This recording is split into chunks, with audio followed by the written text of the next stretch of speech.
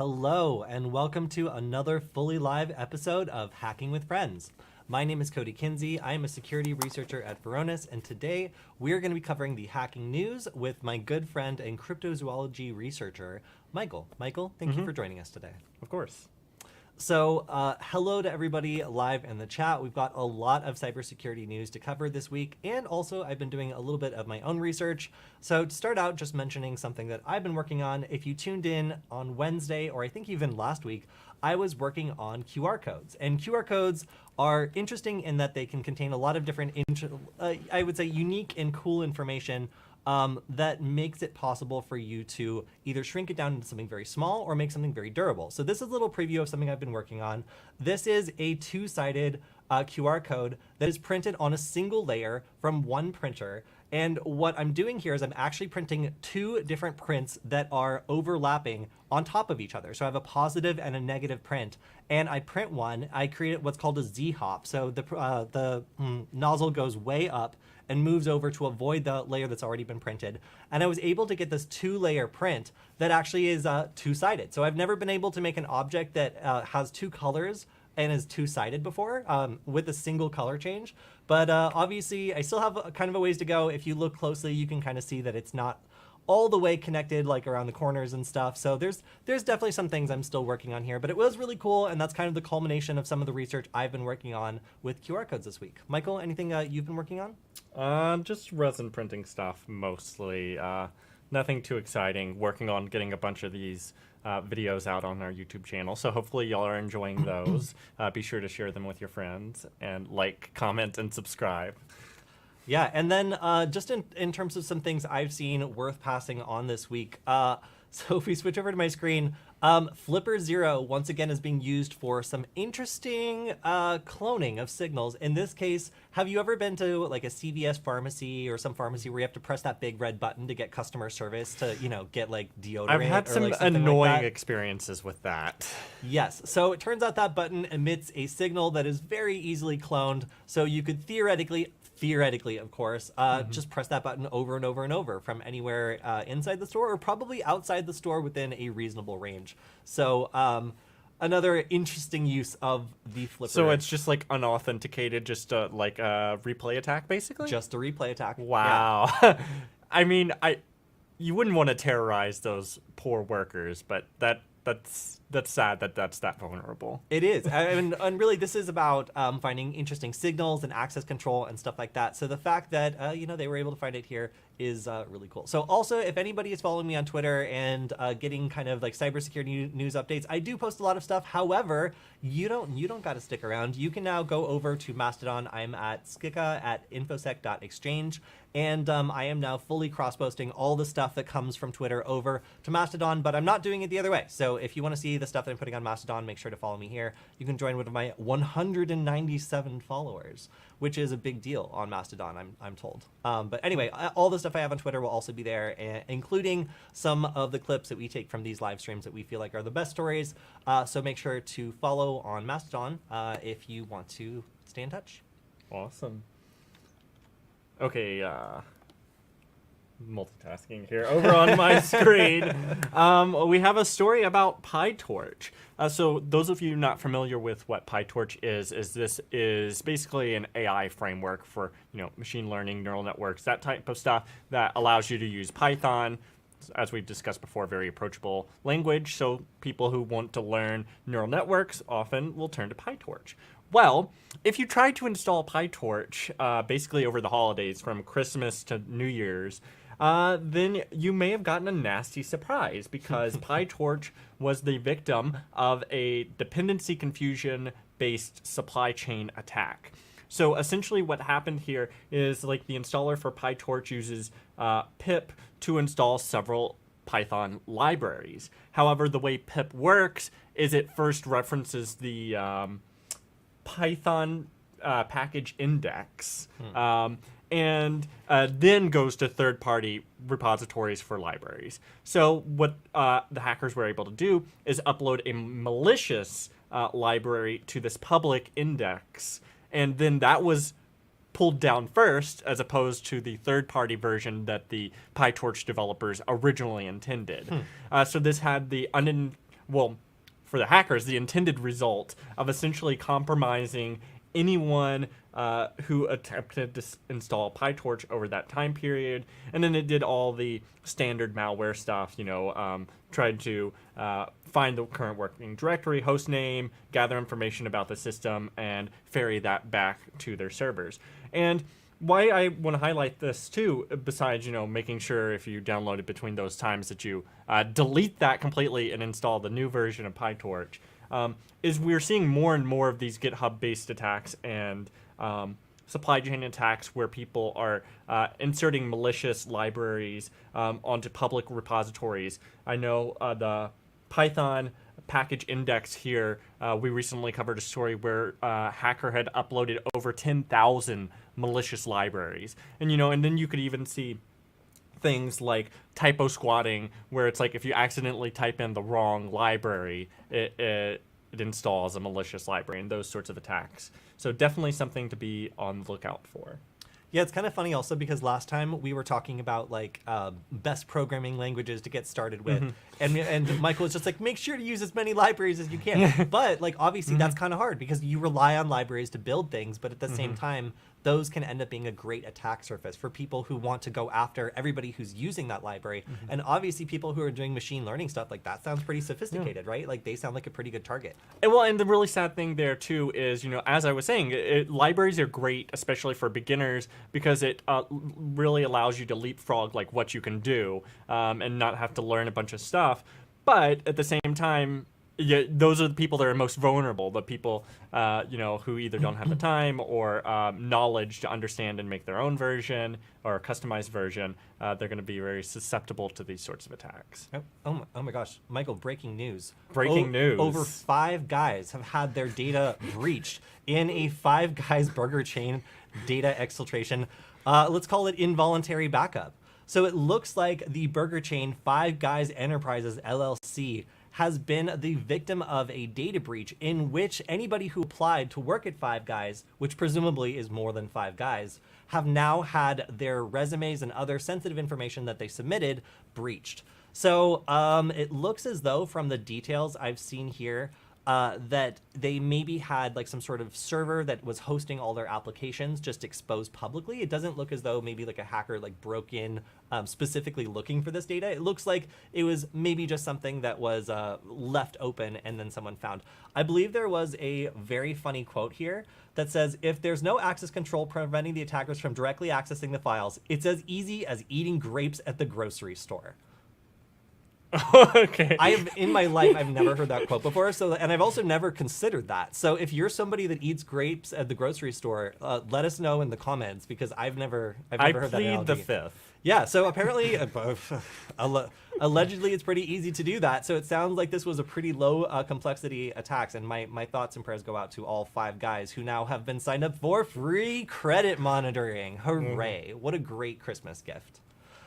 All right. So let's talk about ChatGPT getting banned in New York schools. So obviously, there were concerns right off the bat that ChatGPT would be used for cheating or getting around completing assignments that frankly are supposed to teach you about core skills you need in the world.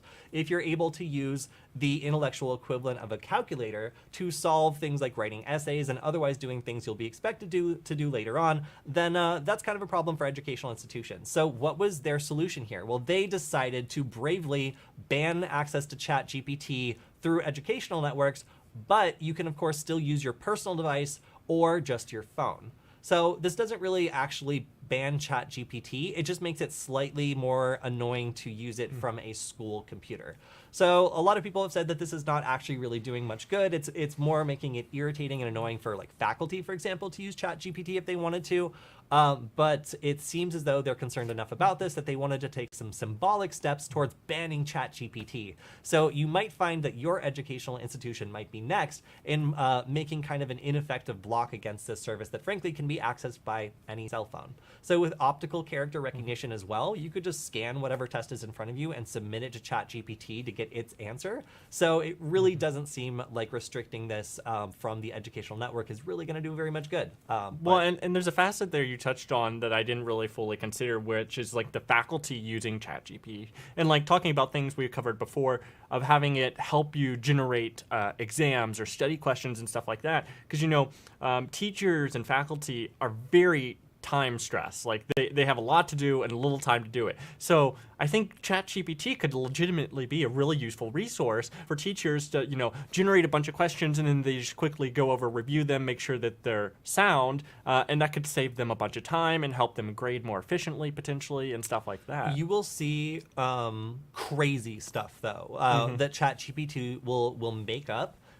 Because it doesn't know when it's lying. Yeah. That's the thing that's wrong with it. Like, one of my favorite things to do to ChatGPT is to ask it to solve an impossible riddle. And sometimes it'll refuse, and other times it'll just attempt to solve it. And it induces a kind of like daydream, which I think is really funny. Because originally when ChatGPT came out, like, you would ask it something crazy and it would respond to something crazy. And you could get it to like daydream all these like weird, unreal responses. So that has mostly been fixed, except you can still get it to do that. And if it did that with a question and like gave you something that sounded right but was actually very wrong, like that's where teaching that to children could get you in a lot of trouble if it was wrong or had other issues. So yeah, I don't know. I think that in some ways, like, banning educators from using it to create curriculum before it's ready for that might end up being a safeguard that maybe prevents some really embarrassing mistakes from entering the curriculum that are just like, an AI error. Okay, so over on my screen.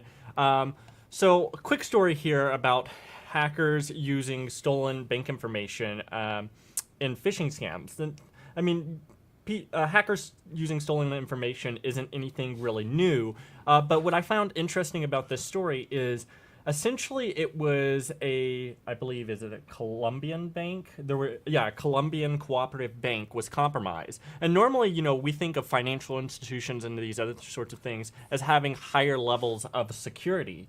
And apparently these attackers were sophisticated enough to pull off a SQL injection attack against this bank and gather customer data of which they can use for a phishing scam. But then they turn around and use a $20 rat, which was bought off the dark net. And, it's really amazing here that these, what I would imagine are sophisticated hackers, clearly they pulled off a fairly high level attack, are then also using these really cheap and available tools on the darknet. And I think this points to a dark future in cybersecurity where we're going to have a lot broader attacks and attacks that are using all these different tools, as opposed to the kind of classical thinking where, okay, a hacker has to do everything themselves and they have to be highly educated and highly skilled. We're seeing hackers leverage a particular skill set they have and then employing other hackers' tools to have disproportionate effects than they might normally be capable of doing themselves. So another thing is it's difficult to attribute who is doing something if you're using code samples that are generic.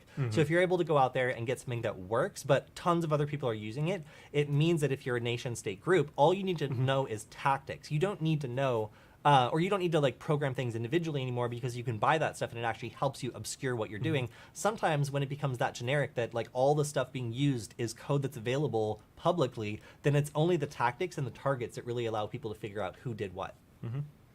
So I have another story here, Sure. Which is talking about Slack. So, we saw a lot of attacks go on over the holiday season, because hackers recognize that employees are frequently busy during the holidays, and so they believe they can take advantage of that to perform attacks. In this case, Slack's private GitHub repository was compromised. Now, Slack says their core code database wasn't compromised, nor was any customer data or ways to access customer data compromised.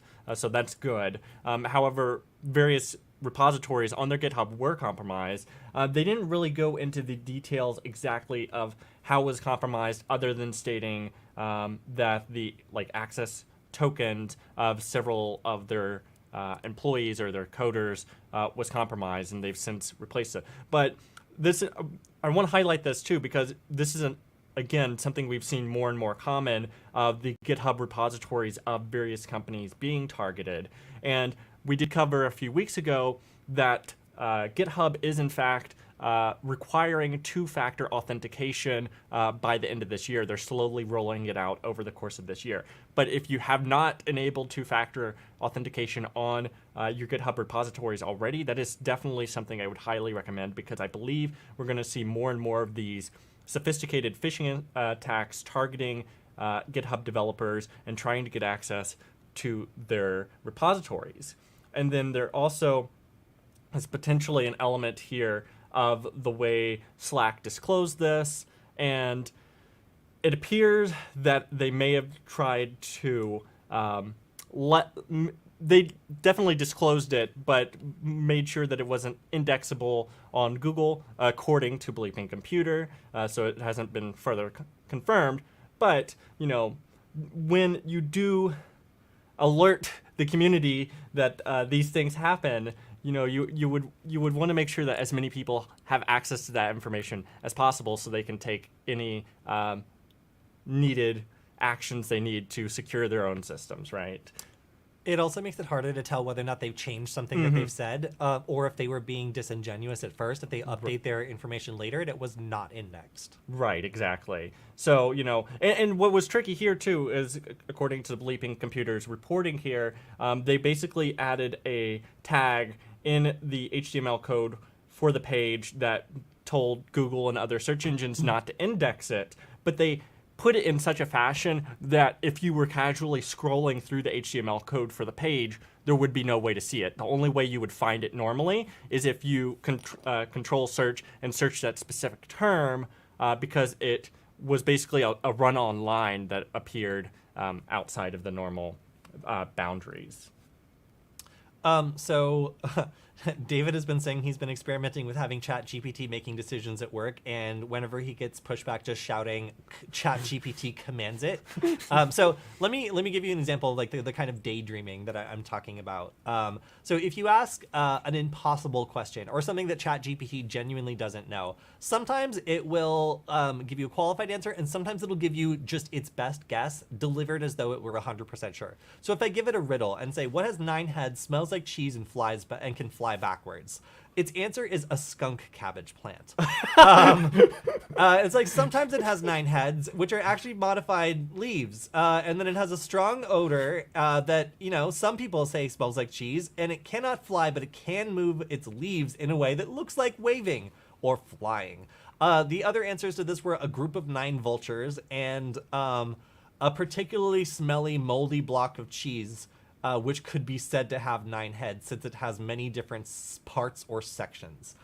So like sometimes it'll just guess, or it'll maybe interpret something that is just wrong and then just run with it, because like it can't tell when something's impossible or like doesn't make sense. So accidentally causing ChatGPT to daydream is like one of my favorite things. So if you found any other ways of getting it to like do this sort of thing where it breaks from reality and just starts talking about nonsense, like this is the kind of danger with integrating it into like education and things like that, because sometimes it just does that. If you're not paying close enough attention, you know, you could be accidentally typing something in that gives kids the total wrong impression of the way something works. So okay, so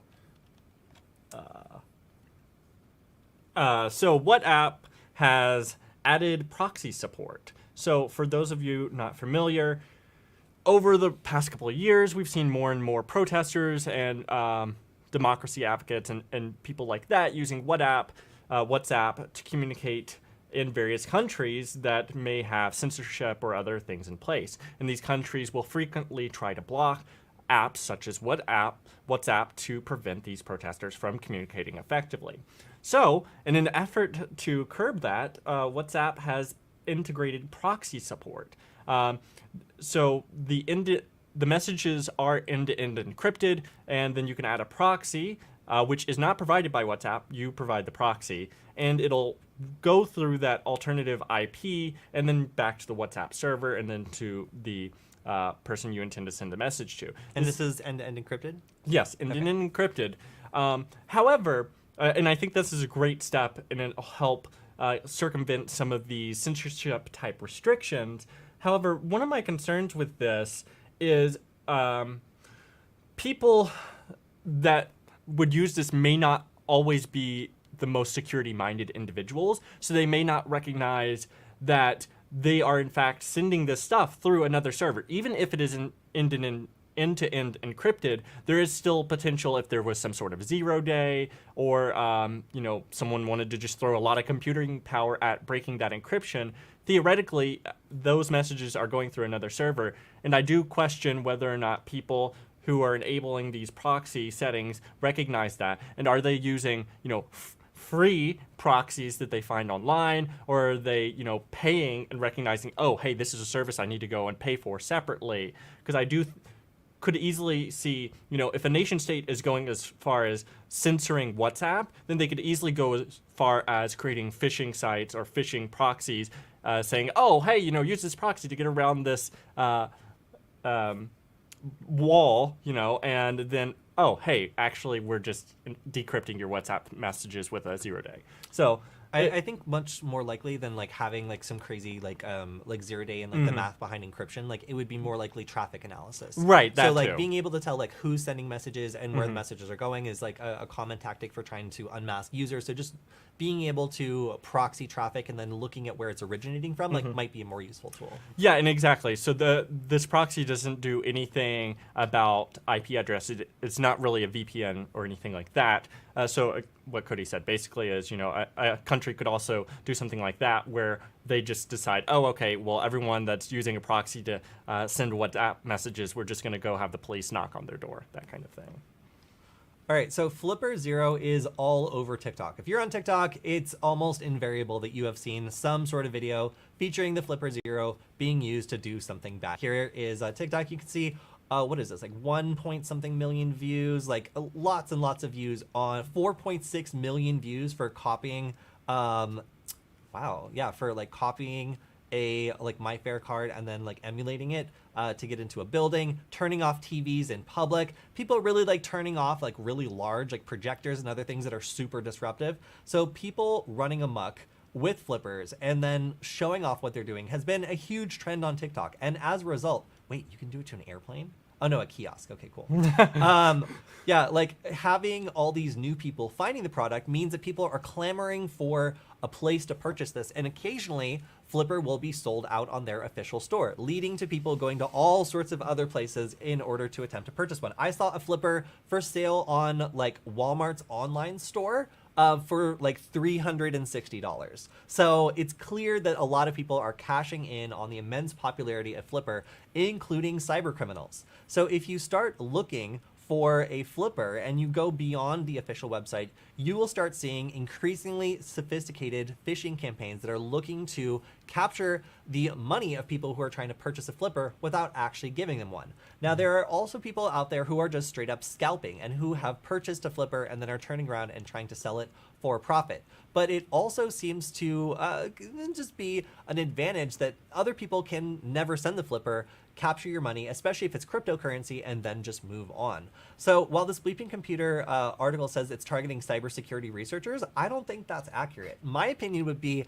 it is targeting TikTok people who have money, see people in these incredibly popular videos doing something funny or interesting, and then go and try to purchase this, especially if these are people who are maybe in cryptocurrency spaces, but maybe not cybersecurity spaces. The old argument between what crypto really means. Is it cryptography or cryptocurrency? Depending on your answer, you might be more vulnerable to this attack, because I think that cybersecurity researchers would be a little bit more wary of paying cryptocurrency on an unofficial website for a product that's supposed to be for hacking. I think that these incredibly viral TikTok videos are really what is driving this trend. So I would have written this article slightly differently. Yeah. Well, also, like you're showing right there, the two different Twitter pages look identical. And so like you're saying, so anyone that's casually oh, hey, this seems like a cool project, I'm going to go follow it on Twitter, could easily be led astray by this because, just looking at it, it looks identical, because essentially what they took advantage of is the capital I thing on Well, Twitter. what they took advantage of was the chaos at Twitter. Yeah, now that some of as the well. now some of the official accounts that were representing this product are not able to get the support in taking down fakes that they would have been before Twitter started being all funky. So as a result, it's harder for people to cut through the noise and determine what the real account is. So not only are these people having fake social media profiles that are drawing people in, and you can see even on the FlipperZero. There's like FlipperZero 2, FlipperZero Hacks, FlipperZero Brazil. I actually follow FlipperZero Brazil because I love Brazil and also because they do a bunch of crazy stuff. But yeah, so like there's all sorts of different groups, and these have like almost like kind of roughly like the same amount of subscribers. Some of them have quite a lot, like 62,000 is just FlipperZero 2. So some of these are directing people towards links that allow them to buy the product. However, it's either they're scalping it or it's not even delivering it at all. So these are the ways that some of these scammers are able to get people who find it to buy it from stores that maybe look official but actually is not. So they can also take a look at the photos and the product listing of the official web store and then just replicate them on these phishing websites. And frankly, like the fact that they're taking Bitcoin and Ethereum is a little suspicious. And also obviously pretty hard to get your money back if something were to go awry. That's kind of the problem with this, isn't it? So the fact that these scammers are targeting cryptocurrency people and the fact that FlipperZero is blowing up on TikTok, I think is no coincidence. So that's why we've started to see more and more of these phishing websites coming up. So if you are looking to purchase a FlipperZero, make sure you are doing it through official channels because there's going to be a lot of people coming from TikTok who don't know what they're doing that are feeding these increasingly sophisticated phishing sites. Yeah, what Flipper firmware are you using right now? I am using the Unleashed, I believe, but I was going to go and take a look at the Rogue Master soon. I've just like, so when I first got my Flipper, I was in Seattle. And if you've ever been to Seattle, especially downtown Seattle, you might notice that there are RFID readers everywhere. Like every building has one I can like boop and like learn about. When I went to Los Angeles and like in my local area, there are none of those readers, or at least they're few and far between. They're just not as popular for some reason. So I wasn't able to do as much research and play with the new like types of Unleashed firmware. But yeah, the Rogue Master, I think I'm going to try next. And if anybody has any suggestions, I'm definitely looking to do some more stuff besides just turning stuff off with IR because I'm getting a little bit bored of that. So you were mentioning Twitter. Well, we've had the largest Twitter user database leak yet. So essentially this all goes back... Hey, Brent's probably in there. Yeah. So this all goes back to the 2021 Twitter API vulnerability. So if you all aren't familiar with this whole thing, essentially back then there was a vulnerability in the Twitter API which allowed you to sort of like search on a phone number or email and then correlate that with a username associated with that phone number or email. And then you could use a separate API call and scraping to gather all the public information on that Twitter user. Now, that was available to... So that vulnerability got fixed shortly after, and a couple months after. But obviously, by that point, multiple different hackers or hacking groups had used this vulnerability to create their own user databases by taking publicly available lists of emails and phone numbers, and then using API calls to generate those databases.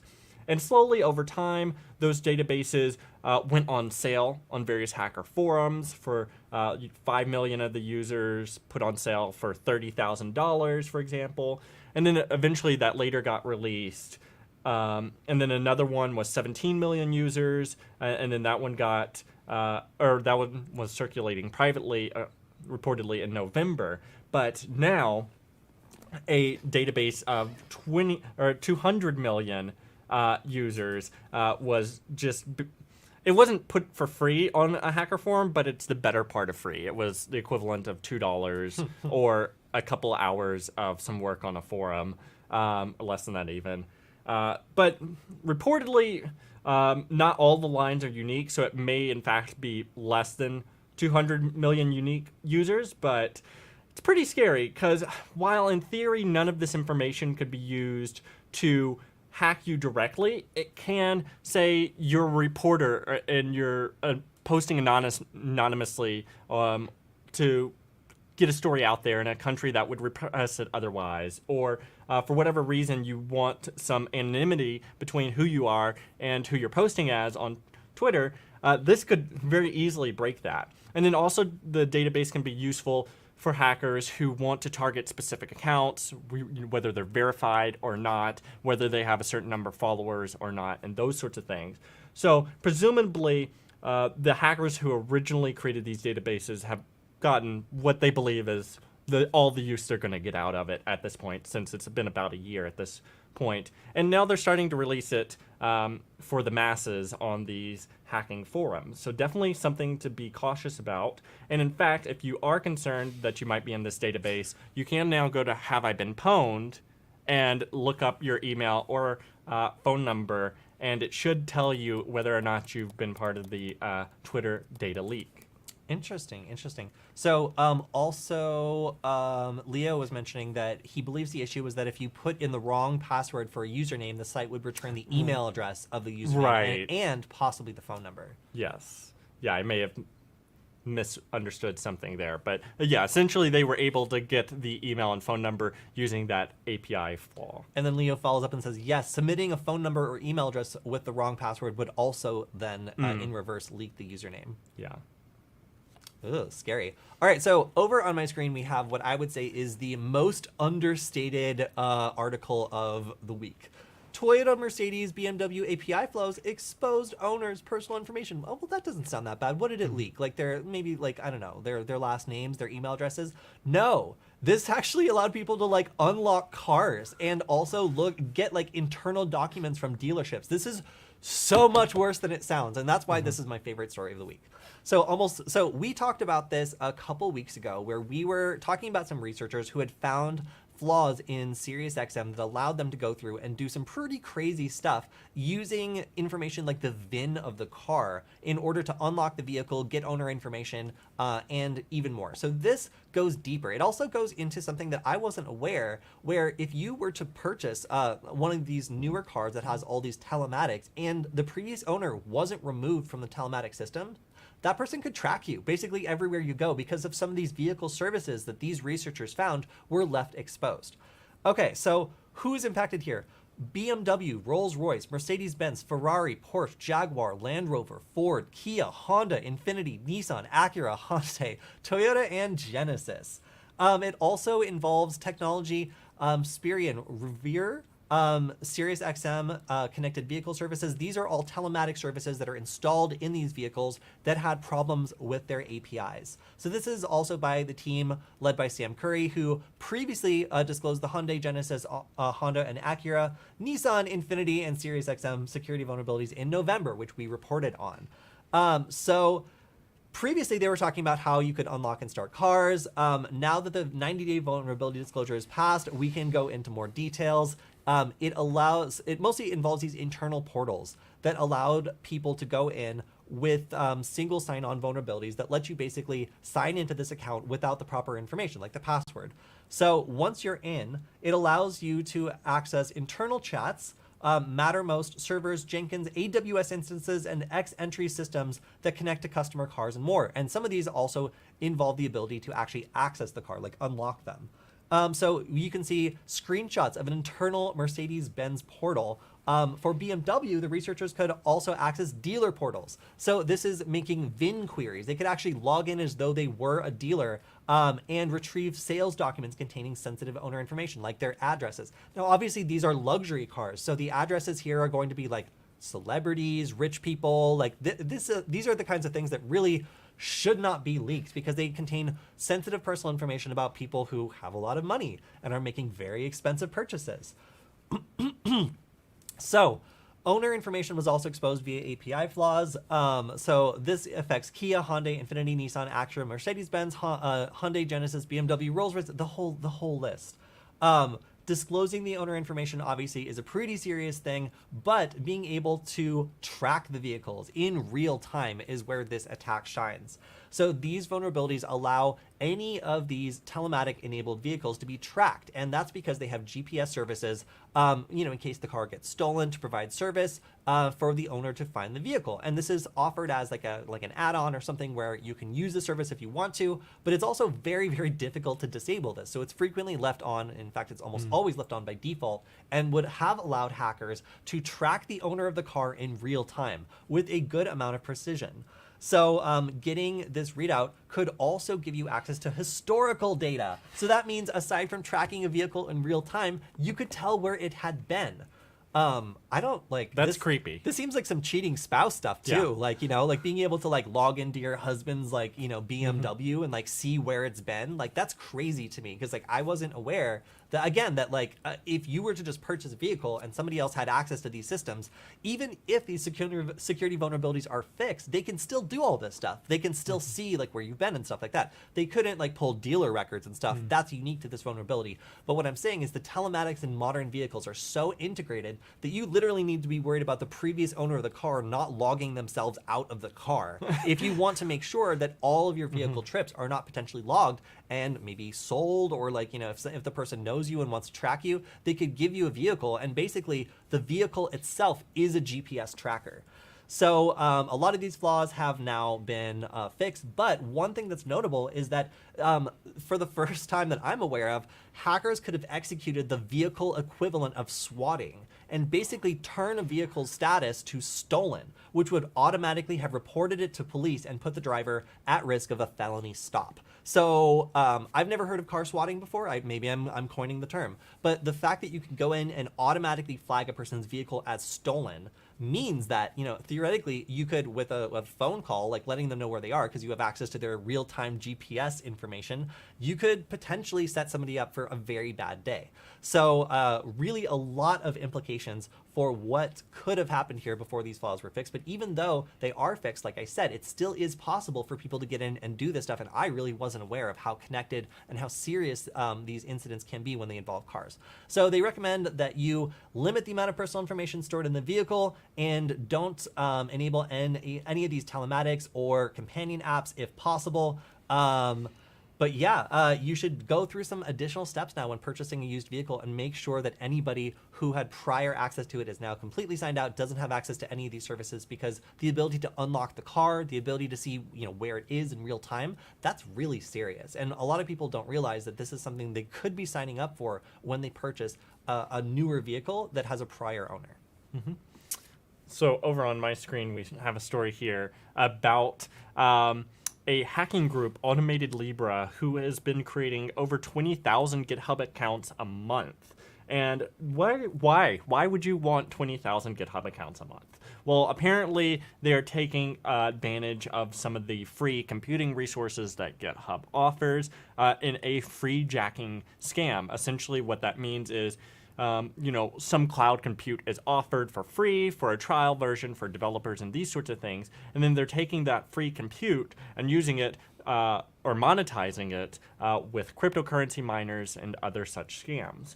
And that's not the only thing this this hacking group has been doing. They've also been using a tactic called play and run. And I thought it was plug and run.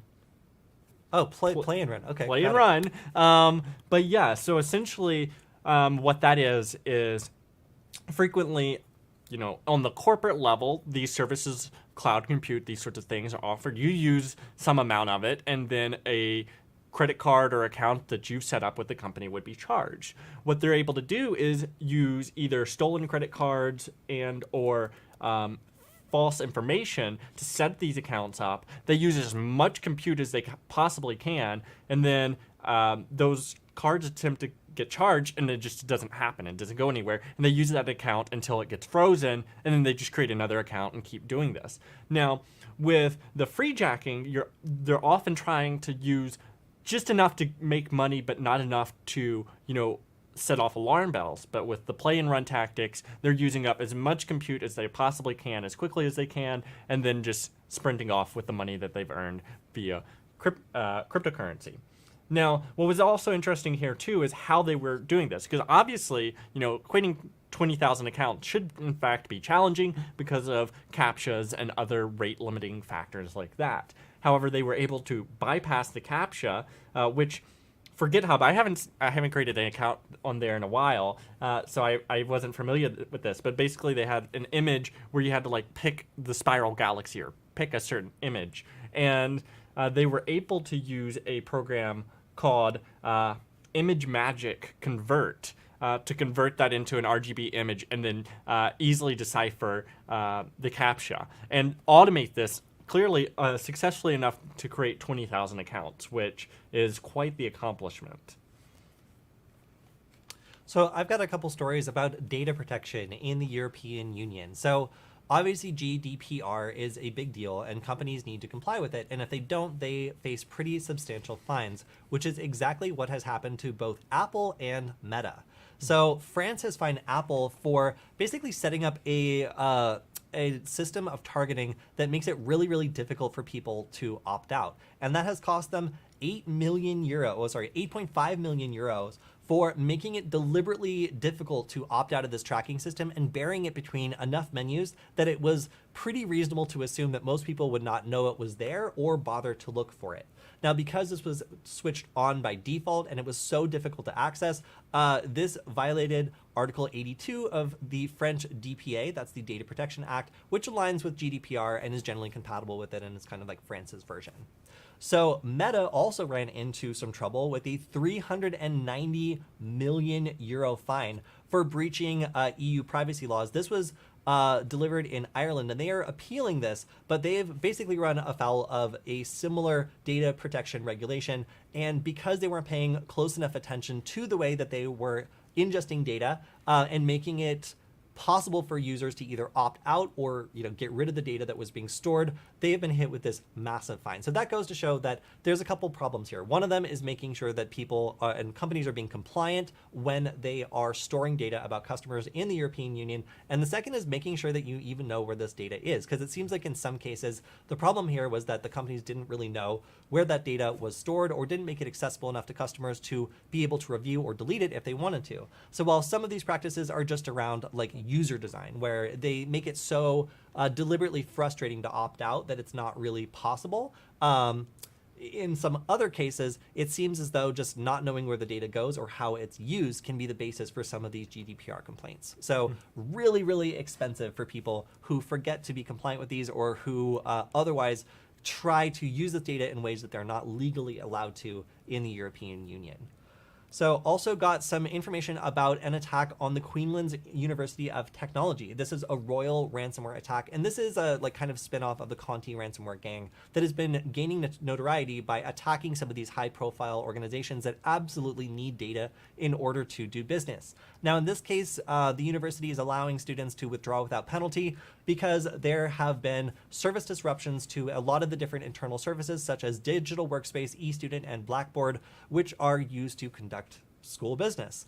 So as a result, it appears as though the school's operations will be impacted for the foreseeable future, and currently it's not known whether or not the royal ransomware gang is going to make any money on this, because it looks like they have released the stolen data.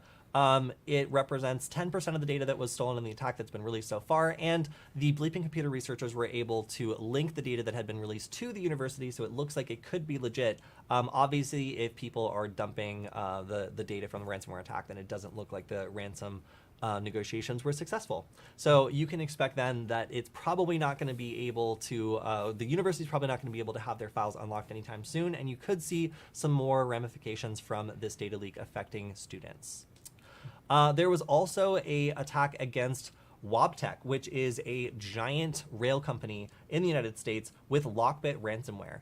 So it seems as though the operations of the company were not greatly impacted by this. However, they're doing kind of the standard like checkbook check for like making sure that everything's locked down after the breach. It looks like this attack happened on March 15th, 2022.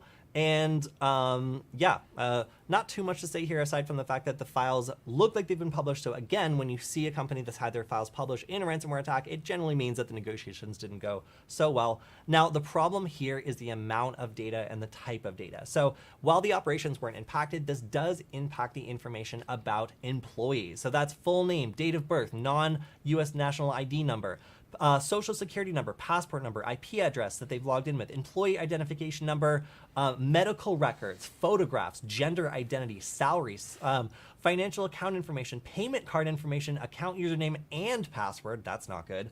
Biometric information, race, ethnicity, criminal convictions, sexual orientation, religious beliefs, and union affiliation. Wow. That is a ton of personal information. So obviously, like all the railways shutting down, that would be far worse. But spilling this much information about employees is hugely problematic. So my heart goes out to all these who have just got free credit monitoring, because it appears as though they are now going to have to monitor their financial account statements and credit reports for any abnormalities, which could definitely happen if a threat actor had access to all this information about a person and wanted to steal their identity.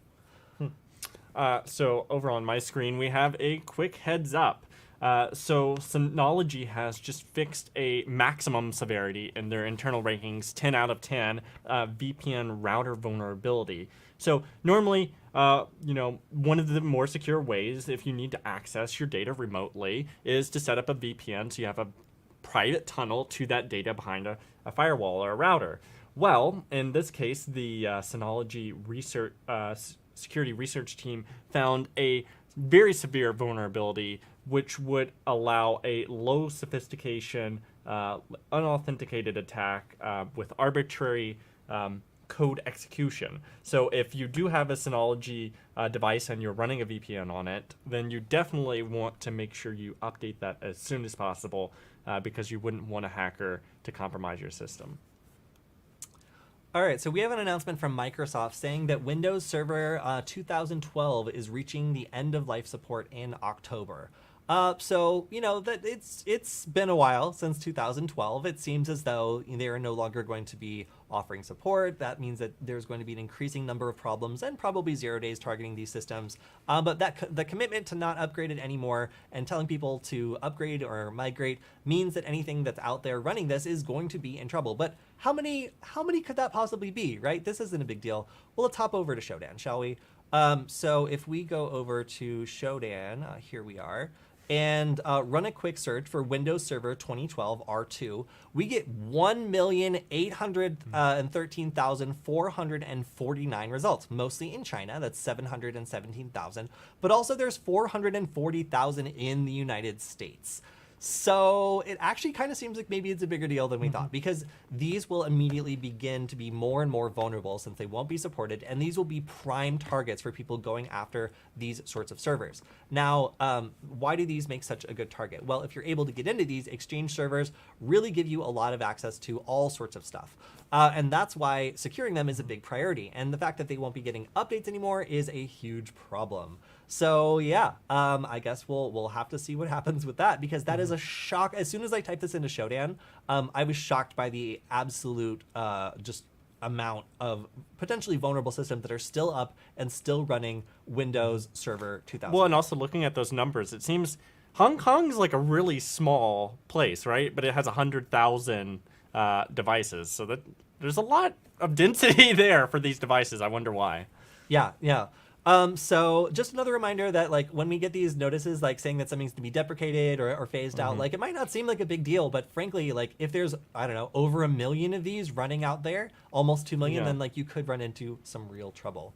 Now, another piece of news is that the Spynote Android malware infections have been surging ever since this sourceware has been leaked. And this is pretty predictable, because anytime one of these tools is leaked to the point that people with a little bit of programming knowledge can customize it or tweak it, it provides a bonanza for anybody who doesn't want to be identified with their own, their own code, who wants to use an effective tool that still works, that anybody has access to for plausible deniability. So I'm sure we're seeing some threat actors getting in on kind of the surge here, who are more sophisticated and have a lot more tools in their toolkit, just because this is such an easy thing to just copy, modify slightly, and use against targets.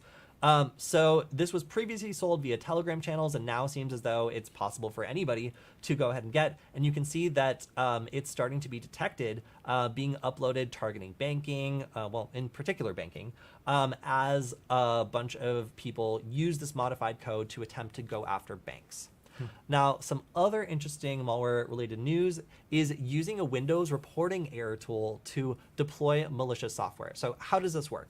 Well, in order to get around the built-in protections to Windows, you have to be pretty sneaky and do some things to hide what you're trying to do. And in this case, it's using a DLL sideloading technique after opening an ISO file, which contains all the files necessary for this infection, but it should not trigger any initial problems because the only thing it does is open this werfault.exe program. Now, we've previously seen this targeting, I believe it was like the calculator program to sideload a DLL, but in this case, we're using, or the threat actor is using this the error reporting program to load a file, a DLL file, from within the same ISO, and then when the system attempts to load that DLL file from wherever it is, it's named the same as a system one. That's very, very important. And because it is a local file, it overrides the one that is like stored elsewhere on the system. So the attack flow is you open the ISO file, it sideloads this DLL file, your computer tries to find the official version of that DLL file, finds the local version you've just loaded from a trusted program instead, and runs it.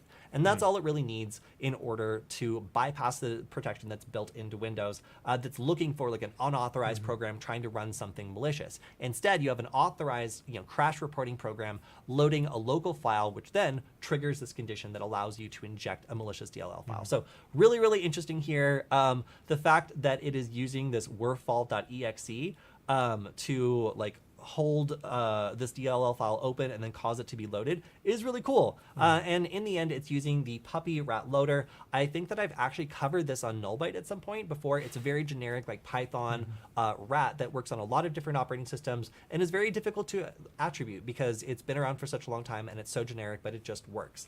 So very, very interesting technique here using super generic things. And again, we saw some previous versions of this sort of attack that was using the Windows calculator. And I always find that funny because like when we talk about popping calc, like we usually are deploying a proof of concept that like opens up the calculator to show you that like you've owned the computer, like hooray, like I beat you. But in this case, the fact that they were actually using the Windows calculator to infect the computer is really funny because it means like, oh, haha, they got me, but actually like there's other stuff running. So an interesting innovation in the way that some of these threat actors are loading malicious programs and getting around the built-in protections to Windows. And unfortunately, we are almost out of time. So do you have any final stories? Yeah, so one last thing in kind of the same vein is an interesting way of getting around some protections built into Linux. I had never really heard of shell script compiler before, but this is something that some new threat actors are using to get around being able to be detected. Now, what's interesting here is if you have a shell script, which is just a bash script, then you can compile this and encode it in a way that makes it a little bit harder for the typical like virus scanner to see. So if you were to upload it to like VirusTotal or something, it's RC4 algorithm encoded, which makes it so that the malicious commands are not easily found. So this is just a way of kind of like disguising or like hiding a piece of malicious software that you want to get onto a computer so it doesn't get detected when it's downloaded or by like an antivirus scanner. But yeah, another interesting way of using something as simple as a shell script or a bash script to just compile that and then automatically have a level of protection against detection. So as somebody who's written some, a proof of concept like a bash script malicious files before, like I understand that the ability to just then compile this and have it be like automatically hidden instead of like having to like pack it in a zip file or something is pretty cool and frankly very interesting. So interesting to see this being used in the wild, and I'm gonna have to learn more about the shell script compiler now because it seems like a very interesting option. Oh, and then of course shout out to Slack who just open sourced their full code repository. Always love to see people joining the open source community, even though in this case it was kicking and screaming. So it seemed like they suffered a security incident over the holidays. I covered that one earlier. Oh yeah, and now they have their code open. So obviously we can expect some. This was like one of the things that happened before that big like LastPass breach. So it seems as though hackers are increasingly going after the code of services before actually running an attack. And it seems like that's kind of an enabling step that people are investing in nowadays. So yeah, I think that's just about all the interesting updates of the week. So yeah, thank you everyone for joining us. A big shout out to our sponsor, Varonis. If you want to check out more great resources and content, make sure to check out Varonis.com, where you can check out their attack labs and other great resources, including some articles that I myself have written. And we will see you on Wednesday for our live Q&A. So if you have any questions about any of the stories that we've covered this week, make sure to leave the question on our YouTube channel, that's Security Forward, and we will make sure to answer it on the live Q&A on Wednesday. See you then. Bye. Bye.